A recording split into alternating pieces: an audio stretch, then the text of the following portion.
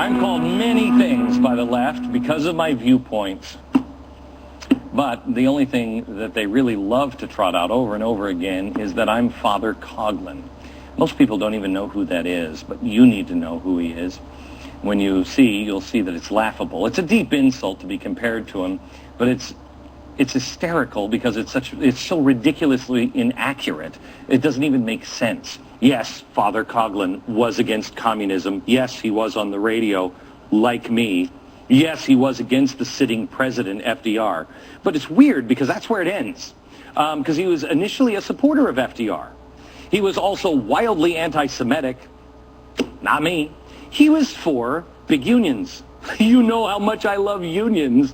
And he's also for, and this is my favorite, this is his magazine, an original copy from the day.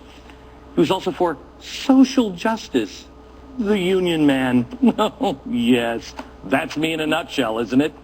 Actually, he was not a fan of FDR after he got in office because he thought FDR's policies didn't go far enough. Again, not me. Father Coughlin perverted American ideals for his own power, and most importantly, for social justice. Social justice. Social justice. Social justice. Let me go back to the railroad. Father Coughlin was on where, I don't know where the board went. Father Coughlin was on the wrong side of the European tracks. He was on the right side of the European tracks. Fascism. He was the leader of a nationalist socialist movement. Oh. The danger from the so-called right. Watch.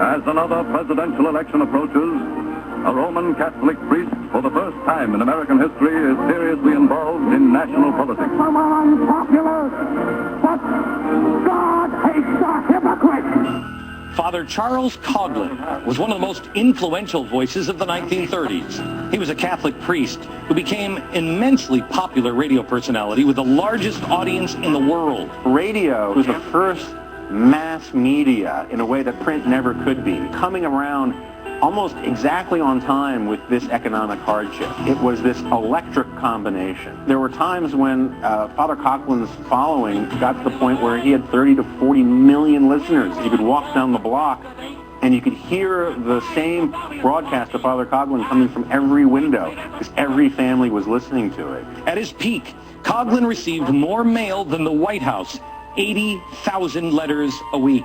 Many of them contained cash. Born in Canada, 1891, Coughlin first took to the radio airwaves in 1926. Right after, he joined the Detroit Diocese. At first, the content of his broadcast centered around Catholicism. However, during the early 1930s, he changed the content of his broadcast to political and economic commentary. His primary targets were Jews, socialists, communists, and international bankers. He was the quintessential economic populist. He railed against the big department store, against the banks and the fat cat Wall Street interests. There was always an anti-Semitic strain to Coughlin's diatribe. He blamed Jews for the Great Depression, communism, and for all the nation's ills. During a rally in New York, he said, quote, "When we get through with the Jews in America, they'll think the treatment they received in Germany was nothing." Critics of Coughlin only started pointing to his anti-Semitism when Coughlin started criticizing FDR. When Coughlin was one of FDR's main supporters, no one really seemed to care. Coughlin started off as a huge supporter of FDR. In the 1932 election, Coughlin said the nation's choice was Roosevelt or ruin. And he dubbed the New Deal Christ's deal. He had radical monetary policies. He thought increasing inflation would get America out of the Great Depression. When FDR refused to support this type of legislation, Coughlin turned on him and became FDR's harshest critic. He called the president the great betrayer and liar and a Jew. His views and activities became even more extreme. He started a campaign for social justice. What social justice meant for Father Coughlin, this ill-defined redistribution of wealth, redistribution of power, the radical takedown of the established economic interests In 1934, he established the National Union for Social Justice, a 5 million-member workers' rights organization that would protect the common man from the abuses of capitalism. He also started a national weekly newspaper called Social Justice that promoted congressional candidates and reinforced his radio themes. We will endorse a candidate who can rise above his party and puts patriotism first. Coughlin's criticism of FDR in the New Deal eventually led to his demise. FDR succeeded in silencing him through a National Association of Broadcasters Code passed in 1939 that forbade controversial broadcasts. By the following year, Father Coughlin was off the air. The reason why Father Coughlin became so popular was because of fear and hunger during the Great Depression. People's lives had come apart and they didn't know what to do, so they turned to somebody, a priest, Father Coughlin. He was able to articulate their feelings.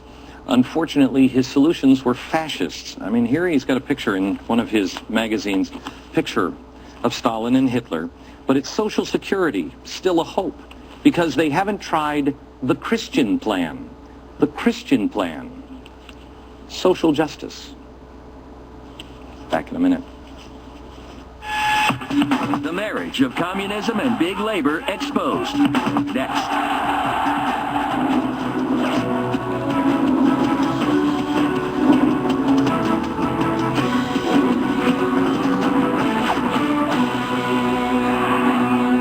History teaches us, at least the history that you get in school teaches us, that FDR was a great American president, that he saved us, that people, all people, loved him, that he had the same vision our founders did, and that we just wouldn't have made it without his programs.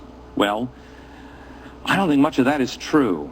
FDR was wildly popular, just as Barack Obama is wildly popular today. But the opposition has kind of been sponged from the history books, just like the opposition to the Tea Parties has been sponged out already by Time magazine. But if FDR was so beloved and nobody was spooked by how much power he took, why was it that his body was barely cold when they passed the 22nd Amendment to the Constitution to make sure that no one could ever serve as long as he did? His policies didn't save us. In fact, it was only in America that the period known as the Depression is known as the Great Depression. Why? Because his policies stripped the free market system and actually prolonged the Depression. I'm going to show you a game in a few minutes that was made in the 1930s that will blow your mind. And FDR also surrounded himself with anti-capitalists and communists. Yes, people who revered the ideas of Marx. I'm just reading in this paper how the 1936 candidate for the Communist Party thought the New Deal is great. The communist movement was huge in America, huge in the administration, and huge with the unions in the 1930s. The only thing we have to fear is fear itself. The year 1933. The country had a new president, Franklin Delano Roosevelt. The economy was in the depths of the Great Depression. Overseas, German dictator Adolf Hitler rose to power. Anti-communism became a great political debate. Critics accused FDR's New Deal of being pro-union, while others said that it had communist undertones. The American working class had been banding together in the form of unions to prevent oppression by the capitalist system. One union in particular, the CIO, was a hotbed for communism. Meanwhile, Earl Browder emerged as a strong leader for the Communist Party under the idea that, quote, communism is the 20th century Americanism. Because after all, quote, we're all true to the traditions of Paine, Jefferson, Lincoln, as the communists say. The problem developed at a time of great crisis and turmoil, and nobody was paying much attention to issues like domestic communism. Beginning in the late 1930s, Democratic Congressman Martin Dies of Texas chaired the House Committee on Un-American Activities. Separately, Attorney General Francis Biddle was busy compiling a list of traitors working for the government. Ex-communist Whittaker Chambers came forward to A.A. Burley, Assistant Secretary of the State. Chambers explained how he was able to secure a government position and outed other prominent spies in the administration. in which people like Alger Hiss and Harry Dexter White and Lachlan Curry, all of whom were Soviet agents, got into the federal government. And the problem at that time was very substantial.